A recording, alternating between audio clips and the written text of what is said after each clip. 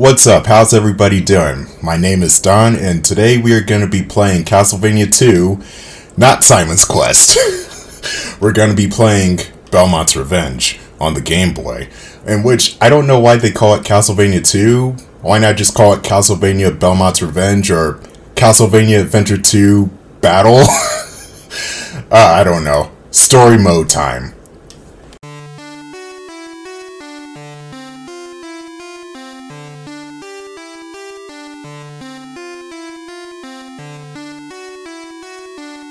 Dracula has arrived. Dracula is looking to be reborn ever... Slow text is slow. Ever since his castle was destroyed as a result of his battle with Christopher. Dude, this is literally the opening text crawl from Alien Soldier. This is ridiculous. 15 years later, a ceremony is held honoring Soliel. I guess that's how you pronounce it. The son of Christopher, who will be the next vampire killer. Oh, I'm sorry, it's not killer, it's vampire hunter. Gotta keep things family friendly. Dracula has been waiting for this time because in order to return to Earth, I didn't know he was off planet, he must use the power of Soliel. Okay, just end the paragraph right there. The next day, 4 castles appear while Soliel disappears into the fog. Oh god, it's the fog from Castlevania 3, no! And now, a new battle must begin. And that's the story of Castlevania Belmont's Revenge. It takes place 15 years after Castlevania the Adventure, just hiccup there, and I don't know, Christopher's an old man now.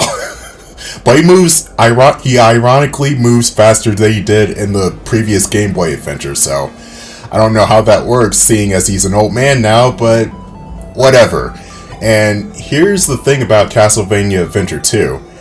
You can pick your levels, kind of like a Mega Man game.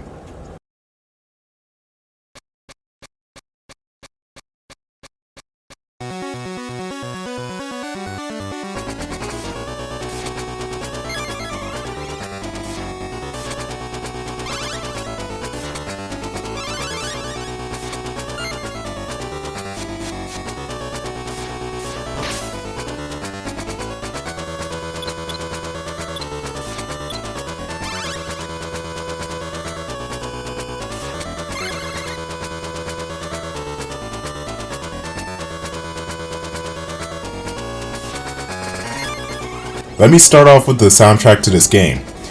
It's freaking incredible. Castlevania The Adventure 2 has a truly impressive soundtrack, and I didn't even believe it was on Game Boy, but it is, and I kind of expected every Game Boy in the world to just burst into flames with this sort of sound capability. If I were to put this game's soundtrack on a ranking list, I would put this over Castlevania 2, but on a similar level to Castlevania 1 and 3, but below the rest. So basically Castlevania 4, Rondo, Bloodline, Symphony of the Night, those still have the better soundtracks in the series. And Adventure 1, I think it's at the bottom.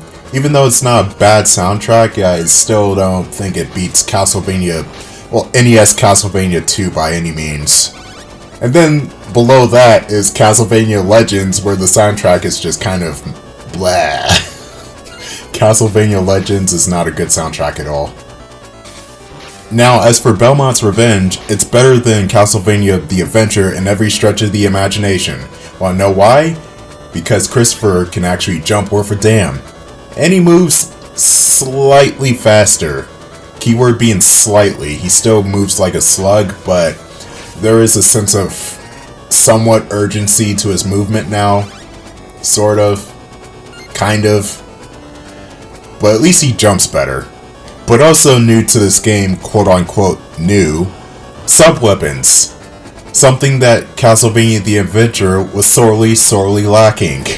And it is a godsend in this game because you will need these sub-weapons. Also, there's a secret area here. I just kind of glossed over that.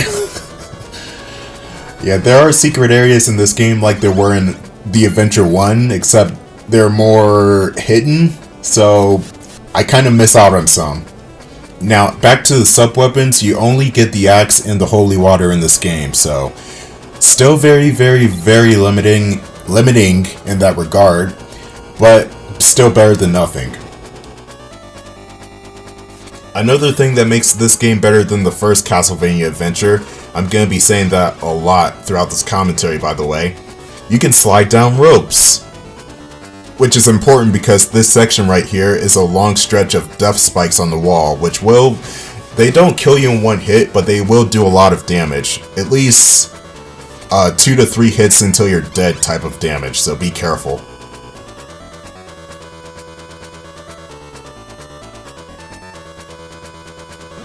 Just thought I'd demonstrate that stupidly.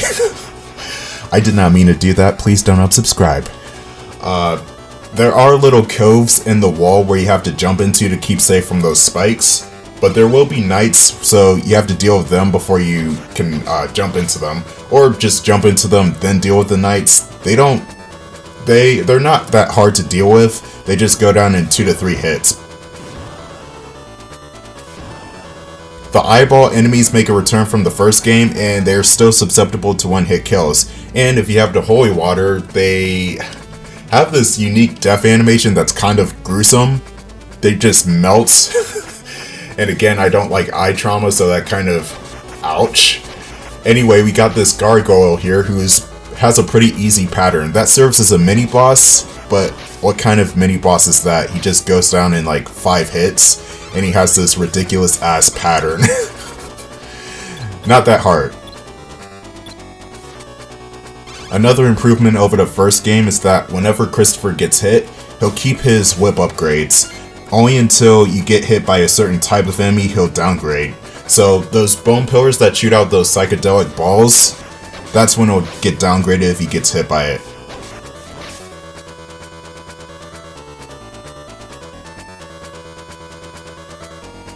These enemies right here, they will downgrade you. But you don't have to worry about it too much in this game because the balls just flow at a very nice steady pace. They don't come bum rushing you like they do in the first game.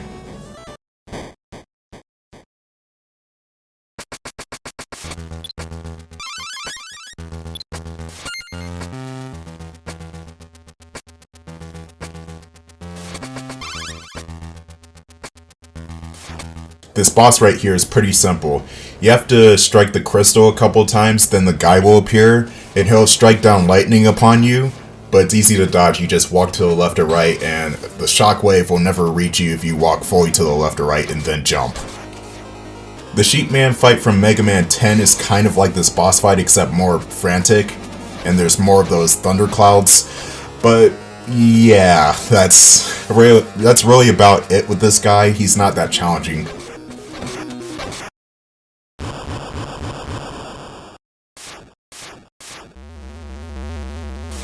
The dramatic Castlevania pose lives on. Sweet, an extra life. You'll get plenty of those over the course of the game by just collecting points.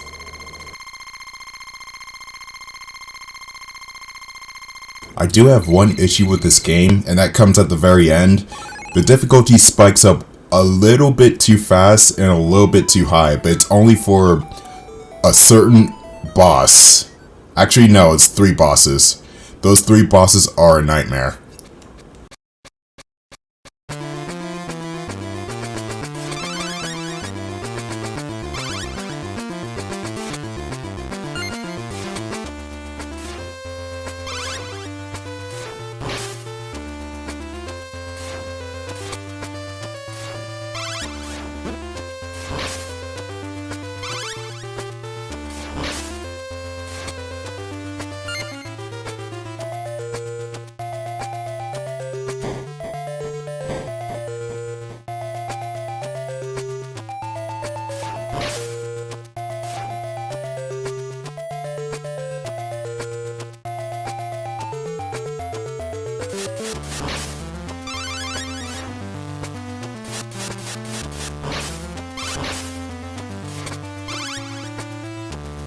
Oh, sorry about that. I was listening to this epic music.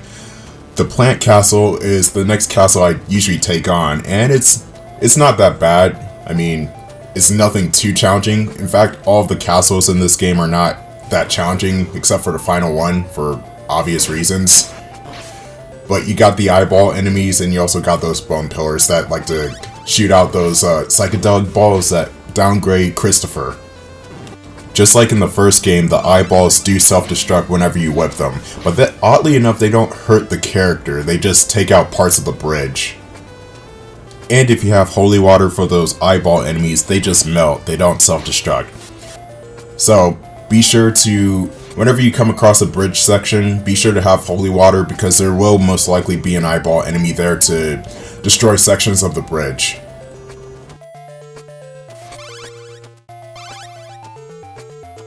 You got these skeletons that jump from rope to rope throwing bones at you. They're kind of a nuisance to deal with if you don't have the axe. So you just keep making your way up and up and up and up and up. This is one of the more climb intensive, I'm not even sure if that's a phrase or not, this is one of the more climbing heavy levels in the game. The good thing is that if you drop from a rope or, get hit and then you fall all the way down, you don't die instantly, you just have to climb all the way up again, which is admittedly frustrating, but you don't lose a life at least.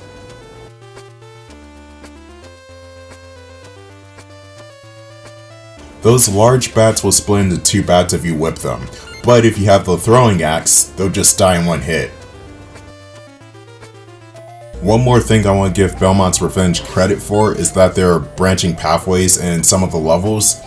Like in the previous stage, I could have either gone up or I could have gone down, which is what I did. I went down, and the level would have progressed differently, but I still would have ended up at the same boss. And that's what I like about this game. There's a bit of choice to where you want to go.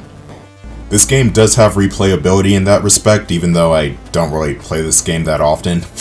It's the thought that counts. And Bloodlines and Rondo of Blood would take the branching pathways as well, so this game is good for something. Can't really say the same for... Okay, never mind.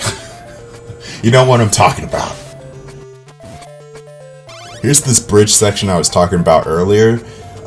You want the holy water to deactivate the eyeballs and not have it destroy the bridge. And even if you do destroy the bridge, it's not really that punishing because there's ground underneath. And also, if you just walk back, the bridge will respawn. Just like in the first game. I didn't know Christopher had Bob the Building powers without even so much as using tools, but okay. He just walks away and the bridge is fine. I should also mention that plant algae stuff on the ground does slow you down if you walk in it, so jumping helps mitigate that. Got an empty room right here. Belmont's Revenge likes to use empty rooms as a catch your breath moment type of deal. There's kind of a lot of them. I don't know how to feel about that. This room right here is it's actually the trickiest part of this level.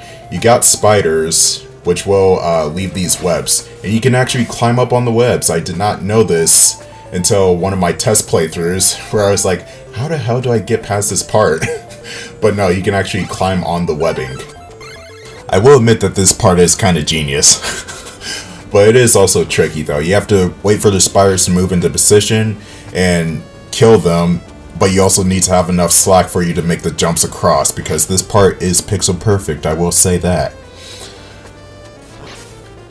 Just enough. There we go.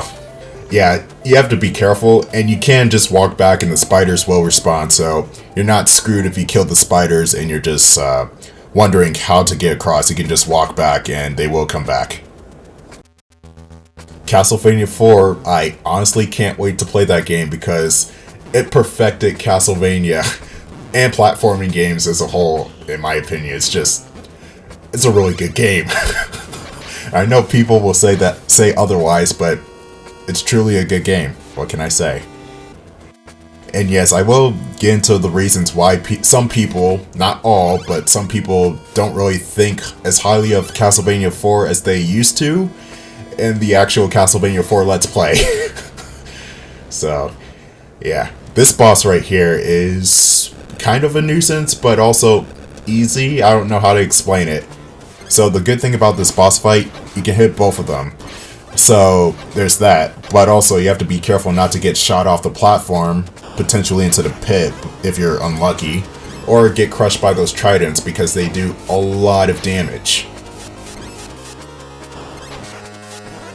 The axe helps tremendously here. Make sure you have the axe for this boss fight. And I don't know how I managed to pull this off in most of my playthroughs, but I'm on one hit left and somehow I just miraculously kill the boss. I was born lucky, I guess. I'll see you in part 2 where we deal with more castles.